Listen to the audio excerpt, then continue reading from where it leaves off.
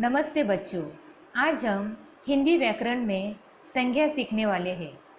बच्चों, संज्ञा किसे कहते हैं ये तो आप पिछली कक्षा में पढ़ चुके हैं। यहाँ हम थोड़ा विस्तार के साथ संज्ञा का अध्ययन करेंगे, परंतु इसके पहले हम भाषा और व्याकरण के बारे में चर्चा करेंगे। चित्र में पुस्तकालय अध्यक्ष बच्चों को चुप रहने का संकेत दे रहे हैं। दूसरे चित्र में गार्ड चालक को हरी झंडी दिखाकर रेलगाड़ी चलाने का संकेत दे रहा है। बच्चों, संकेतों द्वारा मन के भाव एक सीमा तक समझाए जा सकते हैं, परंतु ये भाषा का रूप नहीं है। अब इन चित्रों को देखिए। यहाँ पर बालक पत्र लिखकर अपनी माँ को अपनी मन की बात बता रहा है।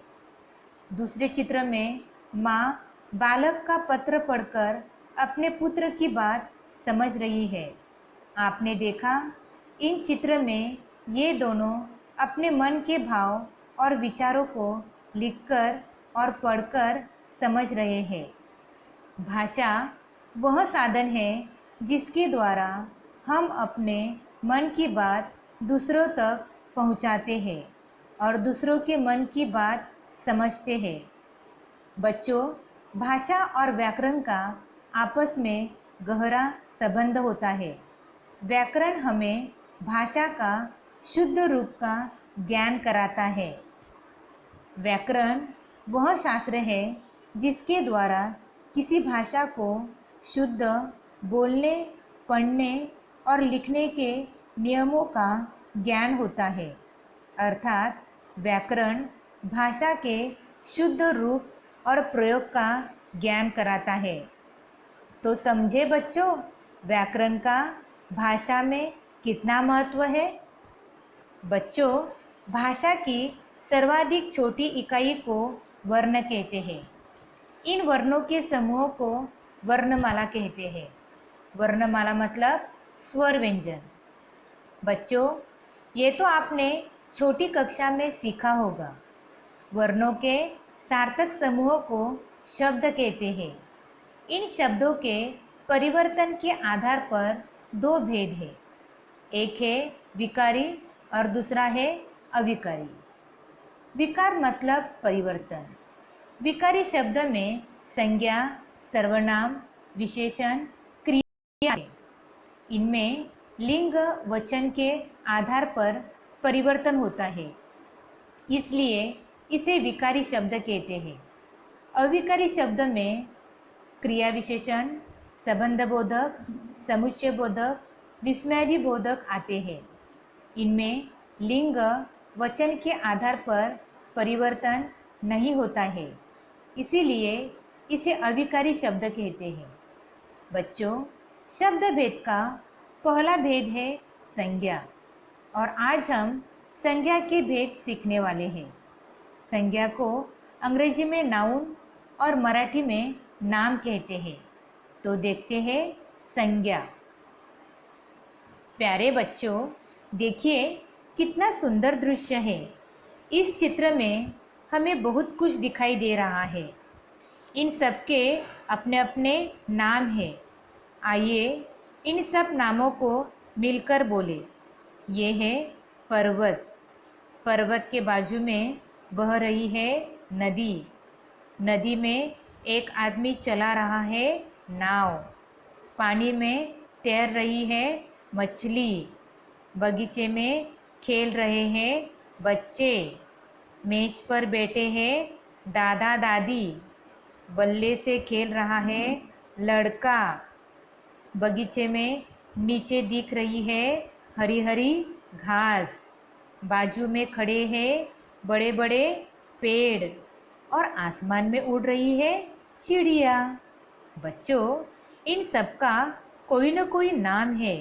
ये नाम इनकी पहचान है, यानी कि हम इन्हें इनके नाम से ही पहचानते हैं।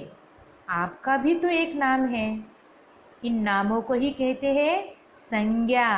क्या कहते हैं? संज्ञा। कुछ और उदाहरण देखते हैं। ऋत्विक एक गांव में रहता था। पोटली पर परी का चित्र बना था। मुझे शांति निकेतन जाना था। चिड़िया का घोंसला पेड़ पर है। खुशी से ऋत्विक की आंखें भर आई। बच्चों, इन वाक्यों में रंगीन शब्द देखो। ऋत्विक एक लड़के का नाम है। पोटली एक वस्तु का नाम है। शांति निकेतन एक जगह मतलब स्थान का नाम है। चिड़िया एक पंछी का नाम है। खुशी एक भाव है जिसे हम देख नहीं सकते, सिर्फ महसूस कर सकते हैं।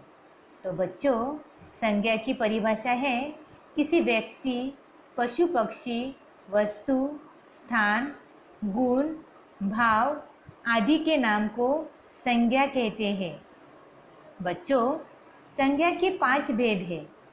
जातिवाचक संज्ञा, व्यक्तिवाचक संज्ञा, भाववाचक संज्ञा, द्रव्यवाचक संज्ञा और समूहवाचक संज्ञा। तो बच्चों, पहला भेद है जातिवाचक संज्ञा। जिन शब्दों से एक ही प्रकार के प्राणियों, वस्तुओं तथा स्थानों के नाम का बोध होता है, वे जातिवाचक संज्ञा कहलाते हैं। बच्चों, पंछी शब्द कहने से विभिन्न प्रकार के पंछी तथा पंछियों की पूरी जाति का बोध होता है। जैसे कार शब्द कहने से छोटी बड़ी, देशी विदेशी सभी कारों का बोध होता है तथा नगर या देश कहने से सभी नगरों या सभी देशों का बोध होता है। इसलिए पंछी, कार, नगर या देश ये सभी शब्द जातिवाचक संज्ञाएं हैं। आइए कुछ और जातिवाचक संज्ञा के उदाहरण। मेला, बस, लड़का, पुस्तक, देश, पंखा, बाग, आदमी आदि। दूसरा भेद है व्यक्तिवाचक संज्ञा। जिस संज्ञा से किसी विशेष व्यक्ति, प्राणी, स्थान, फल, फूल, वस्तु आदि के नाम का बोध होता है, उन्हें व्यक्तिवाचक संज्ञा कहते हैं। बच्चों, व्यक्तिवाचक संज्ञा द्वारा किसी विशेष व्यक्ति, प्राणी, वस्तु अथवा स्थान के नाम का बोध होता है। जैसे सचिन तेंदुलकर विशेष व्यक्ति है। मोर राष्ट्रीय पक्षी है, मतलब विशेष प्राणी। रामायण विशेष ग्रंथ यानी कि विशेष वस्तु। ताजमहल एक विशेष स्थान है। इसलिए ये सब व्यक्तिवाचक संज्ञाएं हैं। कुछ और व्यक्तिवाचक संज्ञा के उदाहरण।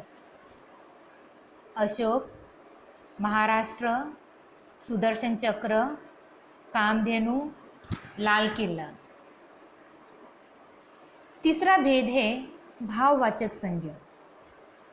जिन शब्दों से किसी प्राणी या वस्तु की स्थिति, भाव या दशा का बोध होता है, वे भाववाचक संज्ञा कहलाते हैं।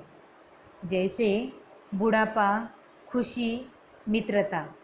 बच्चों, यहाँ बुढ़ापा शब्द द्वारा किसी व्यक्ति या प्राणी की स्थिति या दशा का पता चल रहा है, इसलिए ये भाववाचक संज्ञा है। खुशी तथा मित्रता शब्द किसी व्यक्ति के मन के भाव प्रकट हो रहा है, इसलिए ये शब्द भी भाववाचक संज्ञा है। बच्चों, इन भावों को छू नहीं सकते, सिर्फ महसूस कर सकते हैं। कुछ और भाववाचक संज्ञा के उदाहरण। सुंदरता, कालापन, अच्छाई, बुराई, दर्द, बेईमानी, ऊंचाई, ईमानदारी, पूजा आदि। चौथा भेद है द्रव्यवाचक संज्ञा। जिन शब्दों से किसी द्रव्य, धातु या पदार्थ का बोध होता है, वे द्रव्यवाचक संज्ञा होती है। जैसे पेट्रोल, दूध, सोना, चांदी, गेहूँ। इसमें पेट्रोल एवं दूध द्रव्य है, सोना चांदी धातु है तथा गेहूँ खाद्य पदार्थ है। इसीलिए ये सभी द्रव्यवाचक संज्ञाएं हैं। कुछ और द्रव्यवाचक संज्ञा के उदाहरण: प्लास्टिक, कपास, पीतल, तांबा, अनाज। द्रव्य पदार्थ है शरबत, दही, पानी। बच्चों, समूहवाचक संज्ञा ये पांचवा और आखिरी प्रकार है।